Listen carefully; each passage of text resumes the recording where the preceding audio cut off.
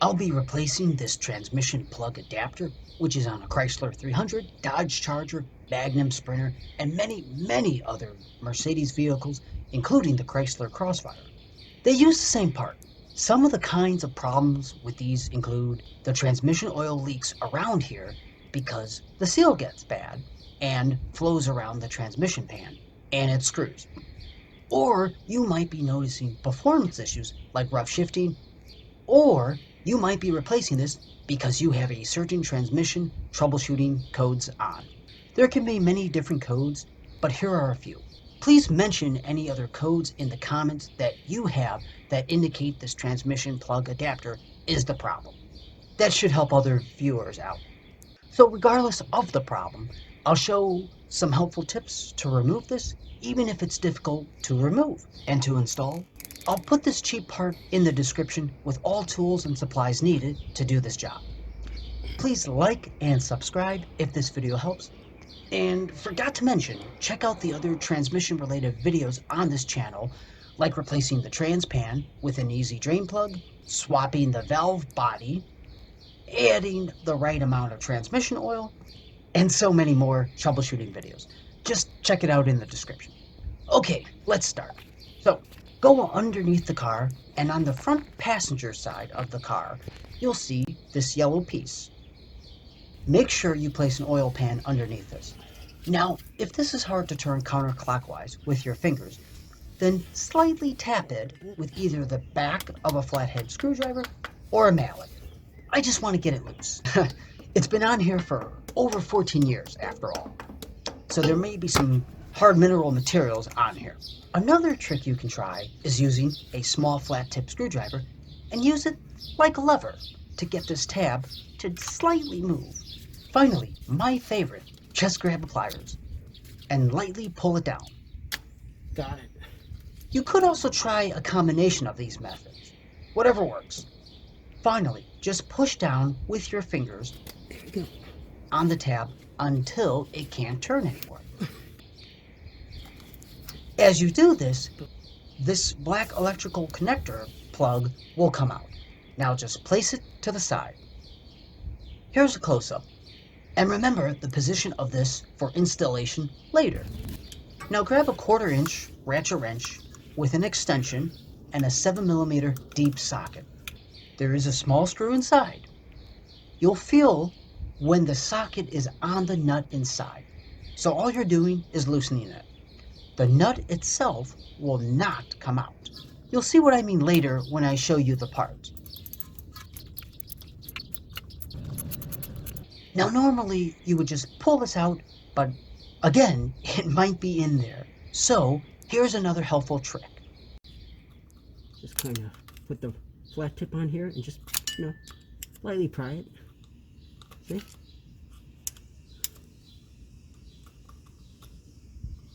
There we go. Put your oil pan underneath and remember to wear some gloves, as I'm about to pull this out. Okay, there we go. While I let the oil drain for a bit, I'll ask for a quick tap on the like and subscribe button, as it's always appreciated and lets me know if you like these videos. Next, I'll explain how to properly install a new plug adapter. So here you can see the center of the inside. It's a very small nut. This is why you need a deep socket to get to this. You can see 2 O-rings on the side that provide a nice tight fit so oil doesn't leak. And then there's this yellow clip. You could pull it off and snap it back on if you want. More on this later. You can see I'm pushing the nut screw part.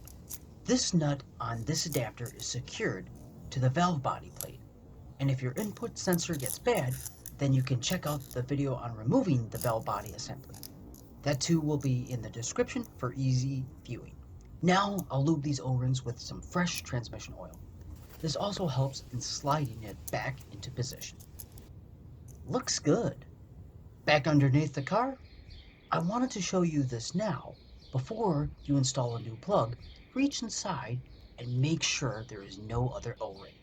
If the old trans plug only had one O-ring on it, then I'll bet you the other O-ring is still inside. So remove it. Otherwise, you'll have a problem getting the new one to fit back in properly. Next, I'll grab my tools and install this new trans plug adapter with the two new provided lubed O-rings. You'll feel it as you line it up. Okay. This nut doesn't require much force, which is why I'm not using a ratchet yet. Grab an extension with a 7mm deep socket. The goal here is to make sure I can feel the socket on the center of the nut and that it's turning. If it feels tighter, that means that's good.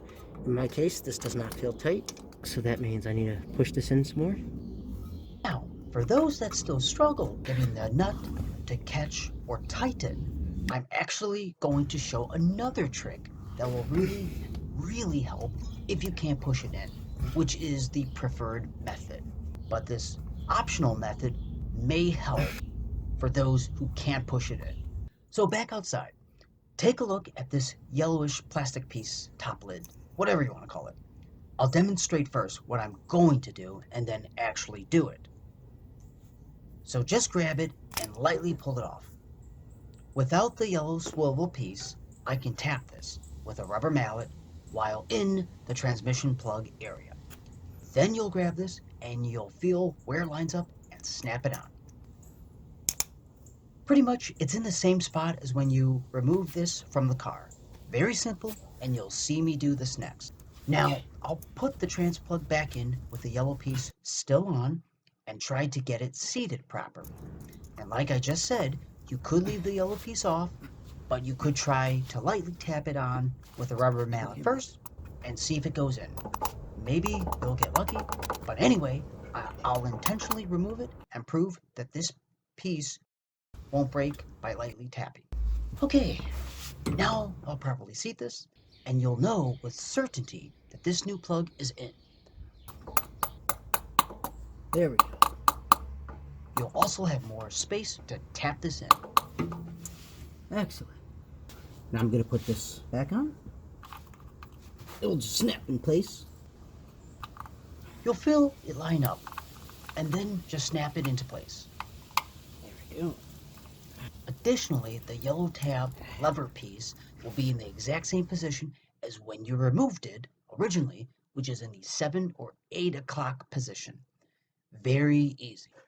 I really wanted to emphasize doing it this way because I haven't heard anyone else do it this way, and I have previously struggled pushing it in, so hopefully this helps many of you out if you can't just push this trans adapter into and catch the center nut piece. Next, Grab a 7mm deep socket. finally, I can tighten it now. Find that nut. And great, it's tightening now, obviously because it's seated. Okay, good.